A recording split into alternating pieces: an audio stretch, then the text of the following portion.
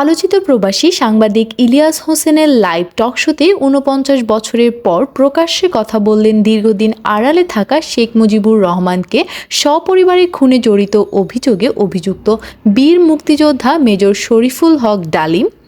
এই জাতির সূর্য সন্তান জনাব মেজর ডালিম, আমি আপনাকে মেজর ডালিম বলেই চিনি, কারণ আপনার জীবনের সবচেয়ে যে পুণ্যের কাজটি করেছিলেন সেটা মেজর ডালিম হিসেবেই করেছিলেন। টকশোর এক পর্যায়ে শেখ মুজিব সম্পর্কে বলতে গিয়ে তিনি বলেন, মুজিব ছিল ভারতীয় নকশা বাস্তবায়নের প্রধান খেলোয়াড়। রবিবার রাত ৯টার দিকে সাংবাদিক ইলিয়াসের নিজের ইউটিউব চ্যানেলের প্রচারিত টকশোটি মুহূর্তেই ভাইরাল হয়। বাংলাদেশের লাইভ টকশোর ইতিহাসে সকল রেকর্ড ভেঙে একসাথে প্রায় ৮ লাখ দর্শক টকশোটি উপভোগ করেন। টকশোতে বাংলাদেশের মহান মুক্তিযুদ্ধের ইতিহাস ও ৭৫ এর ১৫ই আগস্টের নৈপথ্যের ঘটনা প্রবাহ বর্ণনা করেন বিদেশি নির্বাসিত আলোচিত এই সাবেক সামরিক কর্মকর্তা। তিনি তার জীবন ও সাম্প্রতিক সময়ে ঘটে যাওয়া নানা ইস্যু নিয়ে কথা বলেছেন।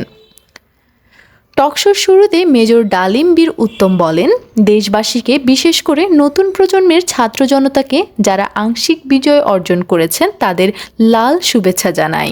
বিপ্লব একটি সমাজ যে কোনো রাষ্ট্রে একটি চলমান প্রক্রিয়া। সেই অর্থে তাদের বিজয় এখনও পুরোপুরি অর্জিত হয়নি, তার জন্য আরও সময় প্রয়োজন।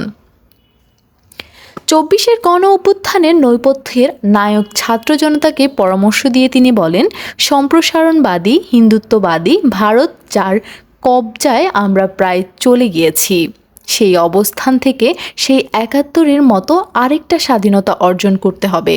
তা না হলে বিপ্লব ব্যর্থতায় পর্যবসিত হবে। মুক্তিযুদ্ধকালীন ভারতীয় প্রোপাগান্ডা ও ষড়যন্ত্রের বর্ণনা দিয়ে তিনি বলেন, ইন্ডিয়া বিশ্বের কাছে প্রমাণ করল বাংলাদেশের জনগণ নিজেরা যুদ্ধ করে দেশ স্বাধীন করেনি। বাংলাদেশকে জন্ম দেওয়া হয়েছে ইন্দো পাকিস্তান যুদ্ধের মধ্য দিয়ে, যে যুদ্ধে ইন্ডিয়া বিজয়ী হয়েছে। এখান থেকেই ইতিহাসের শুরু। জাতীয় সঙ্গীত ইস্যুতে তিনি বলেন, বাংলাদেশের জাতীয় সঙ্গীত রবীন্দ্রনাথ ঠাকুর না হয়ে কাজী নজরুল ইসলাম বা অন্যান্য স্বনামধন্য দেশীয় কবিদের গান হতে পারত। রবীন্দ্রসঙ্গীতকে জাতীয় সঙ্গীত হিসেবে এ দেশের ওপর চাপিয়ে দেওয়া হয়েছে মন্তব্য করে তিনি আরও বলেন, ইতিহাসে এমন নজির বিরল যে বিনদেশী কেউ কোনো দেশের জাতীয় সঙ্গীতের রচয়িতা। ৭৫-এর হত্যাকাণ্ডের নৈপথ্যের কারণ জানতে চাইলে তিনি বিস্তারিত ইতিহাস তুলে ধরেন। সেই সাথে মুক্তিযুদ্ধের অনেক অজানা গল্প তুলে ধরেন তিনি। ৭৫-এর ১৫ই আগস্টে ঠিক কী হয়েছিল জানতে চাইলে সাবেক এই সামরিক কর্মকর্তা বলেন, খুবই স্পর্শকাতর প্রশ্ন। নিজের ঢোল নিজে বাজানো যায় না। প্রথম কথা, ১৫ই আগস্ট কোনো বিচ্ছিন্ন ঘটনা না, এটার সূত্রপাত হয় মুক্তিযুদ্ধ চলাকালীন অবস্থায়। আমরা বুঝতে পেরেছিলাম বাংলাদেশের মুক্তিযুদ্ধটা কাদের ইন্টারেস্টে হয়েছে। এটা কি আমাদের ইন্টারেস্টের জন্য হচ্ছে যে আমরা মুক্তিযুদ্ধ করে দেশ স্বাধীন করব, নাকি অন্য কোনো উদ্দেশ্যে কাজ করব? ইতিহাস বর্ণনা করে এই বীর উত্তম বলেন, যখন ৭ দফাতে চুক্তি করে নজরুল ইসলাম তাজউদ্দিন পারমিশন দেওয়া হলো একটা প্রভিশনাল গভর্নমেন্ট গঠন করার, ৭টা ক্লজ পড়ে সাইন করার পর নজরুল ইসলাম ফিট হয়ে পড়ে গিয়েছিলেন যে আমরা ক্রমান্বয়ে ভারতের একটা অঙ্গরাজ্যে পরিণত হব।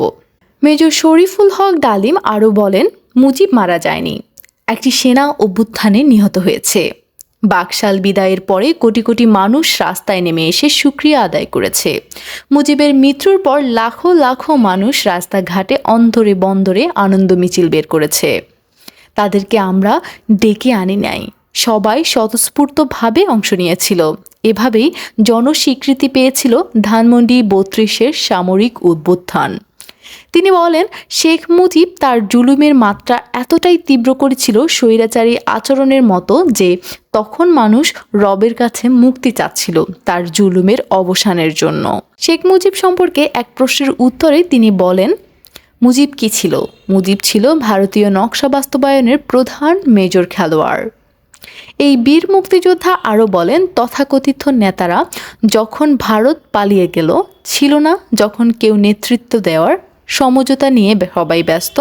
পাকিস্তান বাহিনী যখন বাঙালির ওপর হামলে পড়েছিল, তখন মেজর জিয়ার স্বাধীনতার ঘোষণা আসে।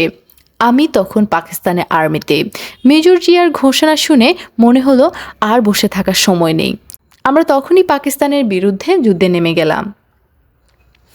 মুক্তিযুদ্ধে ৩০ লক্ষ মানুষ শহীদ হয়েছিল, অসংখ্য নারী সম্ভ্রম হারিয়েছিল। সাংবাদিক ইলিয়াসের এমন প্রশ্নের জবাবে মেজর ডালিম কথাটা কিভাবে জন্ম নিল এটার ইতিহাস বললেন। আমি তোমাকে আবার স্মরণ করে দিতে চাই, মুজিব যখন সিরাজ ভাই আর রেজাউল করিম সাহেবকে আলাদা ডেকে নিয়ে জিজ্ঞেস করেছে সত্যিই কি বাংলাদেশ স্বাধীন হয়েছে নাকি আমারে কোথাও নিয়ে মাইরা ফেলানোর বন্দোবস্ত করা হয়েছে, তখন সিরাজ ভাই ওনাকে বললেন, মুজিব ভাই বাংলাদেশ স্বাধীন হয়েছে, আপনি যাইতাছেন প্রাইম মিনিস্টার অব বাংলাদেশ, কিন্তু আপনি ইন্ডিয়া হয়ে যাচ্ছেন কেন সেটা আমরা বলতে পারবো না, সেটা আপনার সিদ্ধান্ত। তখন শেখ মুজিব বলেন, ইন্টারভিউ নেবে তো যে ক্ষয়ক্ষতি কত? তখন সিরাজ ভাই বলেন, এই সব কিছু মিলিয়ে ক্ষয়ক্ষতি প্রায় ৩ লাখের মতো।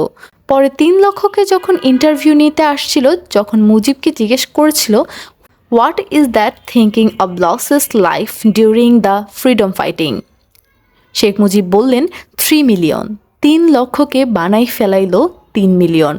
ওইখান থেকে যে রেকর্ড বানানো শুরু হলো ৩ মিলিয়ন, ওটা চলতেই আছে।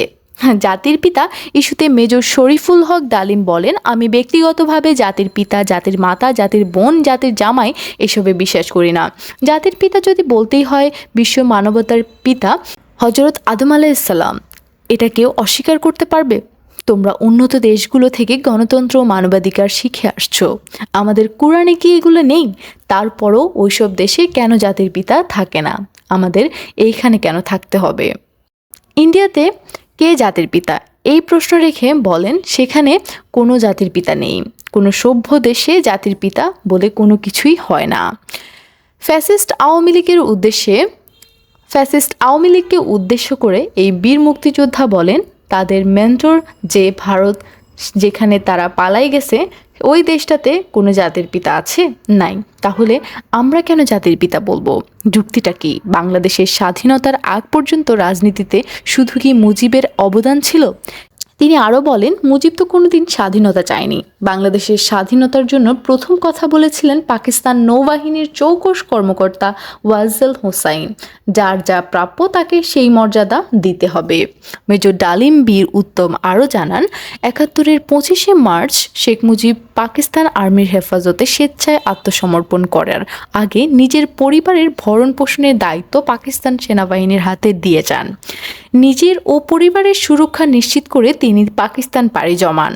তিনি আরও বলেন, স্বাধীনতার ঘোষণা দিয়েছিল জিয়াউর রহমান, কিন্তু পরবর্তীতে ভারতের চাপে স্বাধীনতার ঘোষণা শেখ মুজিবুরের নাম ব্যবহার করতে বাধ্য হয় জিয়াউর রহমান। দীর্ঘ ২ ঘন্টার টকশোতে ইতিহাস থেকে তিনি আরও যেসব বিষয়ে বর্ণনা দেন তা হলো, আলবদর বাহিনী নয়, বুদ্ধিজীবীদের হত্যা করেছিল ভারতীয় বাহিনী।